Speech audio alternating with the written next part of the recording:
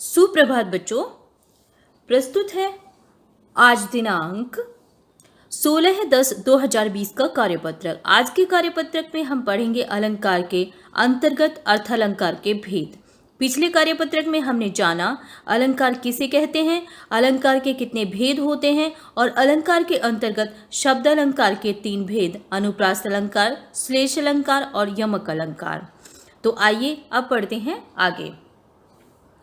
बच्चों, पिछले कार्यपत्रक में आप समझ चुके होंगे कि अलंकार कविता का एक ऐसा साधन होता है जिसमें चमत्कार उत्पन्न करता है, अर्थात सौंदर्य में वृद्धि करता है, जिसके 3 भेद होते हैं, शब्द अलंकार, अर्थालंकार और उभय अलंकार। शब्द अलंकार का परिचय प्राप्त कर चुके हो और यहाँ पर अर्थालंकार के मुख्य भेदों को जानोगे। यह अलंकार अर्थ पर आधारित है। अर्थालंकार में शब्द बदल देने पर भी अलंकारत्व, सुंदरता या चमत्कार नष्ट नहीं होता, क्योंकि उसमें सुंदरता अर्थ के आधार पर होती है और अर्थ को चमत्कृत या अलंकृत करने वाले अलंकार अर्थालंकार है। जिस अलंकार में अर्थ के प्रयोग करने से कोई चमत्कार उत्पन्न होता है वे अर्थालंकार कहलाते हैं। अर्थात यहाँ पर किसी पंक्ति को पढ़ने पर उसका जो अर्थ निकलता है वह अर्थालंकार होता है। तो आइए पढ़ते हैं अर्थ अलंकार के प्रमुख भेद। सबसे पहला अलंकार है उपमा अलंकार। उपमा 2 शब्दों से मिलकर बना है, उप जमा मा। उपमा का अर्थ है, माँ का अर्थ है समीप से और माँ का तोलना या देखना। इसमें गुणों की समीपता, समानता के आधार पर 2 वस्तुओं को देखना या तुलना की जाती है। इसलिए उपमा शब्द का अर्थ होगा तुलना करना, अर्थात एक चीज की, एक वस्तु की तुलना किसी दूसरी वस्तु से करना, एक व्यक्ति की तुलना किसी दूसरे व्यक्ति से करना। जब किन्हीं 2 वस्तुओं के गुण, आकृति, स्वभाव आदि से समानता दिखाई जाए या 2 भिन्न वस्तुओं की तुलना की जाए तब वहां उपमा अलंकार होता है। उपमा अलंकार में एक वस्तु या प्राणी की तुलना दूसरी प्रसिद्ध व्यक्ति या साधन के साथ की जाती है। उपमा अलंकार के 4 अंग होते हैं। उपमा, मैं आपको दिखा देती हूं कि उपमेय, उपमान, वाचक शब्द और साधारण धर्म, तो ये इसके अंग होते हैं। तो इसके और क्या क्या गुण होते हैं? उपमा में उपमेय क्या होता है देख लेते हैं। उपमेय जिसकी उपमा दी जाए, अर्थात जिसकी समता दूसरे पदार्थ से दिखलाई जाए उसे उपमेय कहते हैं। जैसे मुख चंद्र सा, अगर हम इस तरह की एक पंक्ति बोलते हैं तो यहाँ पर मुख चंद्र सा, तो मुख यहाँ पर उपमेय होगा, क्योंकि मुख की कल्पना हम चंद्रमा से कर रहे हैं। तो मुख चंद्र सा, इसलिए मुख की तुलना चंद्र से करने से, चंद्रमा से करने पर यहाँ पर जो उपमेय है वह होगा मुख होगा। आइए आगे बढ़ते हैं और पता करते हैं। जिससे उपमा दी जाए, अर्थात उपमेय की जिसके समान बताया जाए उसे उपमान कहते हैं। तो यहाँ पर उपमान की बात हो रही है। तो उपमान में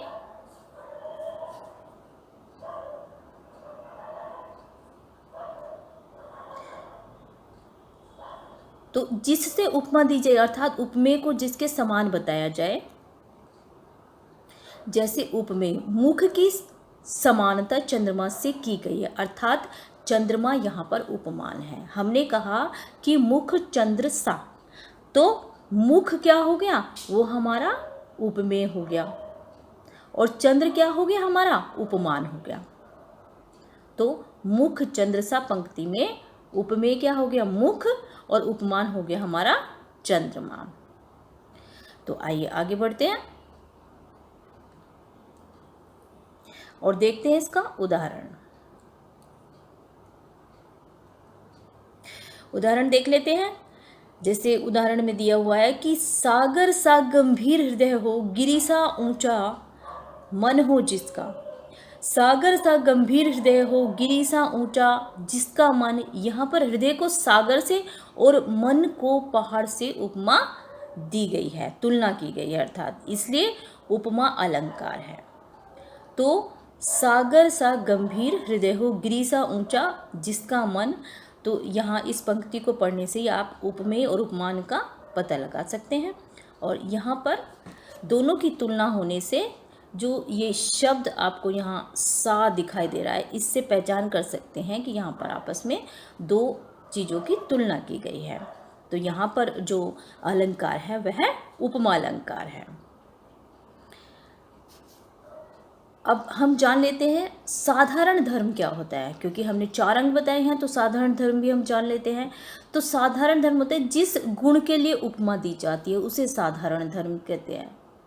जैसे ऊपर के उदाहरण में सुंदरता के लिए उपमा दी जाती है, इसलिए सुंदरता जो है साधारण धर्म है। हमने मुख चंद्रमा के समान बताया है, मुख चंद्र सा। तो चंद्रमा के लिए हमने क्यों उपमा दी है? क्योंकि चंद्र को सुंदर समझा जाता है। तो उसका जो साधारण धर्म है वो सौंदर्य है, सुंदरता है। अब आइए आगे बढ़ते हैं और देखते हैं वाचक क्या होता है, वाचक शब्द क्या होता है। जिस शब्द के द्वारा उपमा दी जाती है उसे वाचक शब्द कहते हैं। जैसे ऊपर उदाहरण में मुख और चंद्रमा की तुलना समान शब्द द्वारा की गई है, यह समान शब्द ही वाचक शब्द कहलाता है।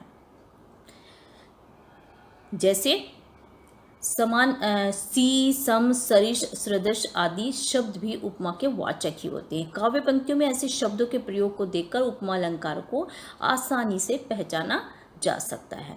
जैसे मुख चंद्र सा आया, और सदृश भी कई बार आ जाता है। और एक उदाहरण ले लेते हैं कि पीतल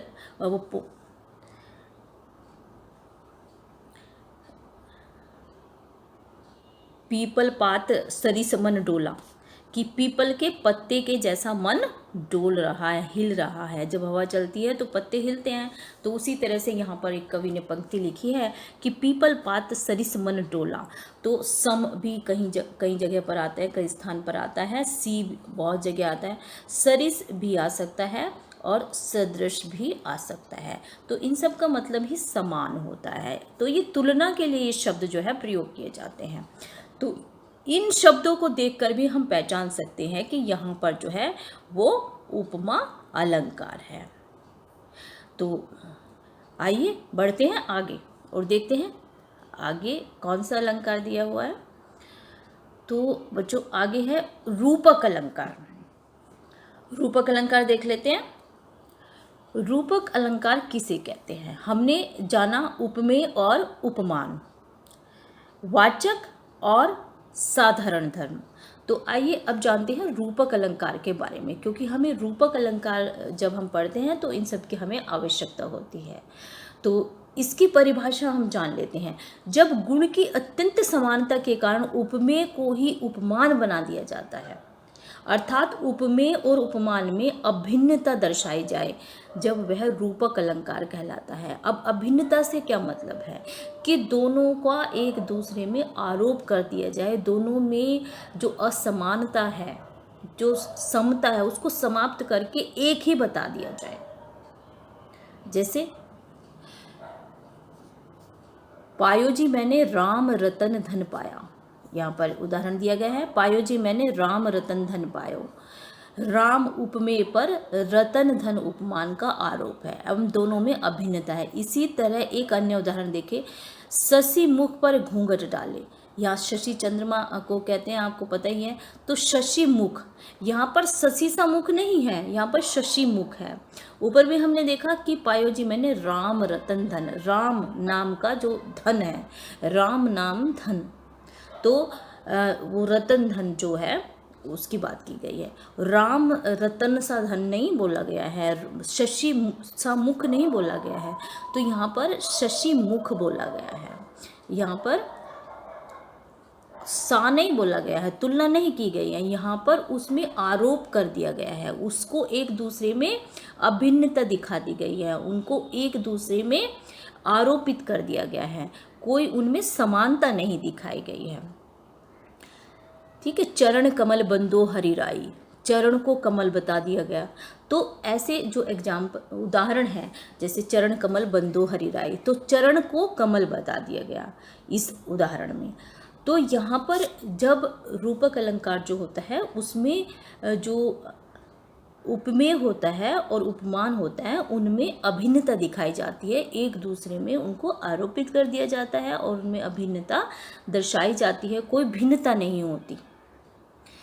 ठीक है, तो आगे बढ़ते हैं और देखते हैं उत्प्रेक्षा अलंकार। उत्प्रेक्षा अलंकार की क्या पहचान होती है और वो उसके उदाहरण देख लेते हैं। तो उत्प्रेक्षा का अर्थ क्या होता है? उत्प्रेक्षा का अर्थ होता है अनुमान, अर्थात किसी वस्तु को संभावित रूप में देखना। यह संदेह और निश्चय के बीच की स्थिति है। जब समानता होने के कारण उपमेय में उपमान के होने का अनुमान किया जाए या संभावना हो, तब वहाँ उत्प्रेक्षा अलंकार होता है। तो देखते हैं इसका एक उदाहरण।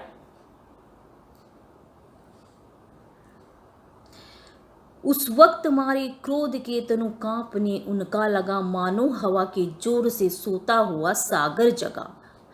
तो इस अलंकार की सबसे बड़ी जो पहचान होती है, इसमें जो कई जो वाचक शब्द आते हैं वो होते हैं मानो, मन को, जनो जो। ये देखो यहाँ पर आए हैं, मानो, जानो, जनहु, जानो, मानहो, मनो, निश्चय, दे, जयो आदि। ये इसके वाचक शब्द होते हैं, उनको देख करके हम पहचान सकते हैं कि ये यहाँ पर जो है उत्प्रेक्षा अलंकार है। देखो यहाँ पर भी हम इसको पहचान सकते हैं कि इसमें भी मानो शब्द का प्रयोग किया गया है। तो इस शब्द की इस अलंकार की सबसे बड़ी जो पहचान है वह यही होती है कि इसमें इस तरह के वाचक शब्दों का प्रयोग किया जाता है। आइए आगे बढ़ते हैं और देखते हैं मानवीकरण अलंकार। जो ये अलंकार जो है बड़ा ही आसानी से आप इसको पहचान सकते हैं। तो यहाँ पर अचेतन में चेतन का आरोप होता है, निर्जीव को सजीव की तरह दिखाया जाता है, वहाँ पर मानवीयकरण अलंकार होता है। अर्थात जहाँ जड़ प्रकृति पर मानवीय भावनाओं और क्रियाओं का आरोप होता है। अर्थात जड़ किसको कहेंगे? जिसमें जीवन नहीं होता। तो ऐसी निर्जीव वस्तुओं को अगर हम जीवित दिखा दें, निर्जीव वस्तुओं को जब हम जीवित दिखा करके उनका वर्णन करते हैं, तो वहाँ पर मानवीकरण अलंकार होता है। जैसे हमने यहाँ पर दिखाया कि बीती विभावरी जागरे। विभावरी क्या होती है? रात होती है। तो रात को हमने कहा कि बीती विभावरी जागरे। अब जो विभावरी है, रात है, वो कैसे जागेगी? वो कोई ऐसी सजीव वस्तु तो है नहीं कि वो जागेगी, लेकिन हमने उससे बोला है कि बीती विभावरी जागरी, जो रात बीत गई है वो जाग जा। लेकिन कैसे जागेगी वो? क्योंकि वो तो एक निर्जीव है ना। तो यहाँ पर हमने कल्पना की है कि वो जाग जाए, उसको सजीव बनाने का हमने प्रयास किया। तो इस तरह के जो उदाहरण होते हैं, इस तरह की जो पंक्तियाँ होती है, इस तरह की जो काव्य पंक्तियाँ होती हैं, उनमें जहाँ पर कि हम निर्जीव में सजीव का चित्रण करने का प्रयास करते हैं और उसके आधार पर जो काव्य में सौंदर्य उत्पन्न होते हैं, वहाँ पर मानवीकरण अलंकार होता है। तो इस काव्य पंक्ति में भी प्रातः उषा काल को मानवीकरण या मानवीय रूप स्त्री या नायिका की तरह दिखाया गया है, इसलिए यहाँ पर मानवीकरण अलंकार है। तो बच्चों आगे बढ़ते हैं और देखते हैं अतिशयोक्ति अलंकार। अतिशयोक्ति अलंकार भी बहुत ही साधारण है और आप इसको बहुत ही आसानी से समझ सकते हैं। आइए एक बार देख लेते हैं इसकी परिभाषा। जब किसी व्यक्ति या वस्तु का वर्णन करने में लोक समाज की सीमा या मर्यादा टूट जाए, अधिक बढ़ा चढ़ाकर किसी बात को जो है प्रस्तुत किया जाए, वहाँ पर अतिशयोक्ति अलंकार होता है। जब किसी बात को हम बहुत ज़्यादा बढ़ा चढ़ा करके प्रस्तुत करते हैं, तो वहाँ पर अतिशयोक्ति अलंकार होता है। आइए देखते हैं इसके उदाहरण। तो इसके उदाहरण हैं, देख लो साकेत नगरी है यही, देख लो साकेत नगरी है यही, स्वर्ग से मिलने गगन में जा रही। अब स्वर्ग तो किसी ने देखा नहीं है, उसकी कल्पनाएं ही की जा सकती हैं। तो इस पंक्ति में क्या कहा है, साकेत नगरी को इतना सुंदर बताया है कि वह जो है उसका जो वैभव है, उसका जो ऐश्वर्य है वो कैसा है, वह स्वर्ग के समान है, स्वर्ग जैसी हो गई है वो, जैसे स्वर्ग से मिलने जा रही हो इस तरह की वो हो गई है। तो साकेत नगरी का वैभव जो है वो इतना ज़्यादा है कि वो स्वर्ग से मिलने जा रही है। इस प्रकार की जब अतिशयोक्ति की जाती है तो वहाँ पर जो है वह अतिशयोक्ति अलंकार कहलाता है। तो बच्चों आइए देखते हैं कि आगे हमें क्या प्रश्न दिए गए हैं। अब अभ्यास प्रश्न 1 में देखते हैं, निम्नलिखित काव्य पंक्तियों में कौन सा अलंकार है। हमें कुछ पंक्तियां दी गई है और इनमें हमें ढूंढना है कि कौन सा अलंकार है।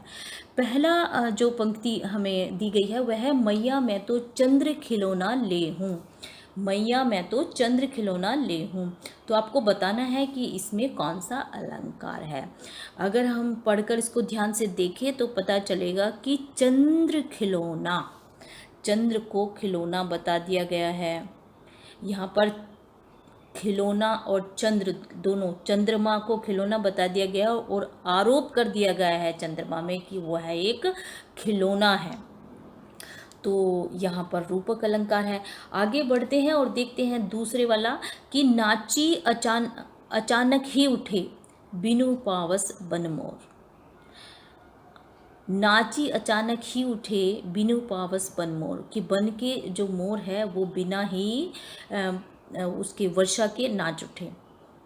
तो यहाँ पर आपको बताना है कि कौन सा अलंकार है। आगे बढ़ते हैं और देखते हैं कि कौन सा अलंकार है। चरण कमल बंदो हरि राई। मैंने आपको सारे अलंकार जो है बताए हैं। अब इसको पढ़कर भी आपको कुछ समझ आ गया होगा कि जब किसी बात को बिल्कुल बढ़ा चढ़ा करके बताया जाता है तो वहाँ पर अतिशयोक्ति अलंकार होता है। कभी भी जो मोर होता है वो बिना बारिश के नहीं नाचता है, तो यहाँ पर बिना बारिश के ही बता दिया गया है उसको नाचते हुए, तो वहाँ पर अतिशयोक्ति अलंकार है। आगे बढ़ते हैं, चरण कमल बंदो हरि राय। तो चरण कमल को एक दूसरे में आरोपित कर दिया गया है, चरण कमल बता दिए गए हैं, तो यहाँ पर रूपक अलंकार है। आगे बढ़ते हैं और देखते हैं प्रश्न नंबर 4, जान पड़ता है नेत्र देख बड़े बड़े हीरकों में गोल नीलम है जड़े। कि बड़े बड़े नेत्र देख करके क्या लग रहा है कि जैसे कि जो हीरक हारों में गोल गोल जो है नीलम जड़े हुए हैं। नीलम एक जो है प्रकार का रत्न होता है। तो यहाँ पर जो है तुलना की गई है। तो तुलना किस अलंकार में करते हैं बच्चों, आपको पता है, वो उपमा अलंकार में की जाती है। तो आगे बढ़ते हैं कि हनुमान की पूंछ में लगन न पाई आग, सगरी लंका जल गई और गए निशाचर भाग। तो यहाँ पर कौन सा अलंकार हो गया, तो यहाँ पर जो है बात को बहुत ही ज़्यादा बढ़ा चढ़ाकर कहा गया है कि हनुमान की पूंछ में लगन न पाई आग। तो आपको ये कहानी याद है, ये रामायण याद है कि हनुमान जी की पूंछ में आग लगने के कारण सारी लंका जल गई थी। लेकिन यहाँ काव्य पंक्तियों में पढ़ने पर हमें पता चलता है कि हनुमान की पूंछ में लगन न पाई आग, कि पूंछ में तो आग लगी ही नहीं है और सारी लंका जल गई। तो भाई ऐसा कैसे हो सकता है कि पूंछ में आग ही ना लगे और सारी लंका जल जाए। तो यहाँ पर जो है बहुत ही ज़्यादा बात को बढ़ा चढ़ा कर दर्शाया गया है, इसलिए यहाँ पर जो अलंकार है वह है अतिशयोक्ति। आगे बढ़ते हैं और देखते हैं दूसरा प्रश्न। तो दूसरे प्रश्न में बच्चों दूसरे प्रश्न में है कि पहला देखते हैं, इसका पहली पंक्ति क्या है, फूल हंसे कलियां मुस्काई। और इसके साथ साथ हमें जो है अलंकार भी दिए गए हैं, उनको हमें सुमेलित करना है, अर्थात उनको आपस में मिलाना है कि सही अलंकार क्या है और उसके साथ उसकी पंक्ति सही क्या है। फूल हंसे कलियां मुस्काई, यानी फूल हंसे और कलियां मुस्काई, इसका मतलब क्या हुआ कि यहाँ पर फूल हंसते हैं कभी और कलियां मुस्कुराती है, क्या वह सजीव है, ये आप सोचिए। दूसरा है कि उसका मुख मानो चंद्रमा है, मुख मानो चंद्रमा है, मानो मन को जनो जो मैंने आपको बताया था किस अलंकार में आते हैं, ये आपको ढूंढ करके लिखना है। पायो जी मैंने राम रतन धन पायो, तो राम रतन धन, राम रतन धन है, राम एक धन है, राम नाम का जो है एक धन है। यहाँ पर जो है उपमेय का उपमान में क्या कर दिया गया है, आरोप कर दिया गया है। फिर अगला देख लेते हैं, चौथी पंक्ति में पीपर पात सरिष मन डोला, तो सा, सरिस, सृदश आदि किस अलंकार में पाए जाते हैं, ये आप बहुत अच्छे से जानते हैं और जान गए हैं। तो आपको ये ढूंढ करके इस अलंकार के साथ में इसको मिलान करना है। तो आगे बढ़ते हैं और देखते हैं पांचवी पंक्ति, आगे नदियां पड़ी अपार, घोड़ा कैसे उतरे पार, राणा ने सोचा इस पार, तब तक चेतक था उस पार। तो ये काव्य पंक्तियां हमें क्या बता रही हैं, आगे नदियां पड़ी अपार, घोड़ा कैसे उतरे पार, कि बहुत बड़ी आगे नदी है और जो राणा जी है, महाराणा प्रताप, वो संग्राम में फंसे हुए हैं और वो ये सोच रहे हैं कि ये घोड़ा जो है इस नदी के पार कैसे जाए। तो राणा इधर सोच ही रहे हैं, राणा जी, महाराणा प्रताप जी ये सोच ही रहे हैं कि ये घोड़ा उस पार कैसे जाएगा, लेकिन जो चेतक है वो महाराणा प्रताप के सोचते सोचते ही उस पार चला गया। तो बात को इतना अधिक बढ़ा चढ़ा कर यहाँ पर प्रस्तुत किया गया है। तो अब आप समझ गए होंगे कि कौन कौन से अलंकार हैं। तो अब आपको सही मिलान करना है। सबसे पहले दिया गया उत्प्रेक्ष अलंकार, अतिशयोक्ति अलंकार, उपमा अलंकार, रूपक अलंकार और मानवीकरण अलंकार। तो इन सभी अलंकारों के सही जोड़े आपको बनाने हैं। तो आइए बच्चों आगे बढ़ते हैं प्रश्न नंबर 3 की ओर। तो पांचों अलंकारों के एक एक उदाहरण अपने काव्य खंड में से छांट कर लिखिए।